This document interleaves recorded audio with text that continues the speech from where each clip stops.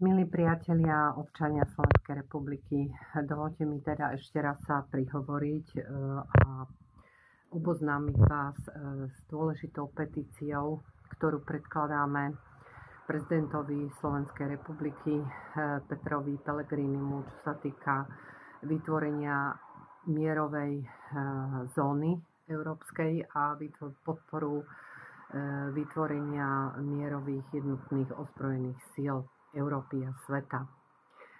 Dovoľte mi zacitovať z tohto materiálu, ktorý nájdete na petície.com a týmto vás žiadame, aby ste to podpísali a podporili túto mimoriadne dôležitú výzvu.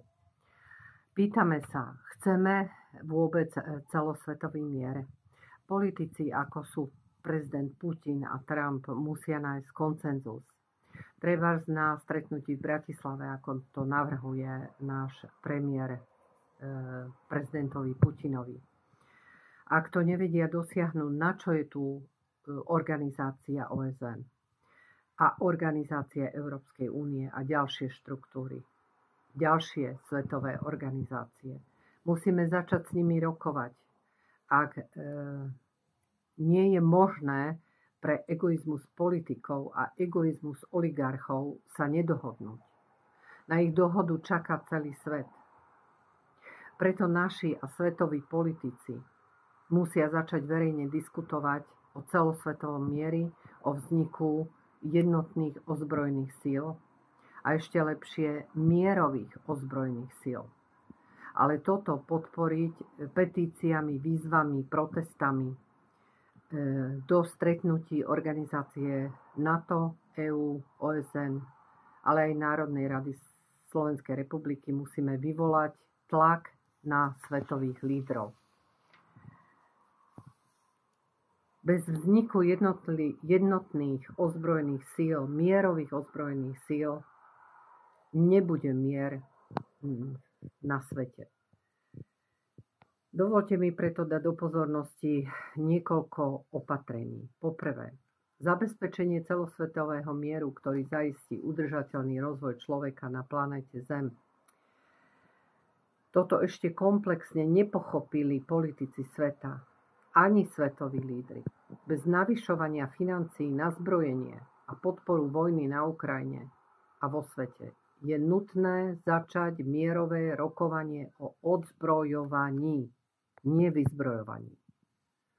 Po druhé, zastavenie emigrácie, zachovanie vody na pevninách a štátoch sveta a zlepšenie klímy na planéte Zem, výsadba zelene. Tento bod by sa mal zakotviť záväzne pre všetky krajiny sveta v deklarácii OSN na budúcej konferencii ku klimatickým zmenám pre skvalitnenie zelene vo všetkých krajinách sveta. Aj emigrácia sa dá riešiť zabezpečením mieru na planéte Zem jedine za pomoci vytvorenia spoločných ozbrojených síl OSN. A peniaze na program zabezpečenia svetovej klímy možno vziať z hromadenia peňazí od bohatých oligarchov a z fondu na nezmyselné zbrojenie pre prípravu tretej jadrovej svetovej vojny. Po tretie, prostredníctvom vzniknutých mierových ozbrojených síl sveta riešiť zánik teroristických buniek. A v 21. storočí je nepochopiteľné, ideológie je nutné zastaviť, zničiť tlak, ako bola zastavená ideológia fašizmu a vodcu Adolfa Hitlera. OSN musia zastaviť teroristické skupiny, lokálne vojny, občianske vojny, zabezpečiť demokratické vlády. Bez rozhodnutia Rady OSN a členov OSN sa nesmú viesť ozbrojené zásahy v jednotlivých krajinách sveta. To sa môže udiať len po súhlase OSN. Zastavením lokálnych vojen, občianskych vojen a zavedením poriadku v krajinách sa začne riešiť emigrácia. Po štvrté, zastavenie terorizmu, lokálnych vojen, prípravou ozbrojených síl jednotlivých štátov a v zoskupených paktoch na zastavenie vzniku tretej svetovej vojny. A po piaté, prehodnotenie prijatých opatrení, dohôd v organizácii NATO a bilaterálnych dohodách, záväzné prijatie opatrení v samite NATO.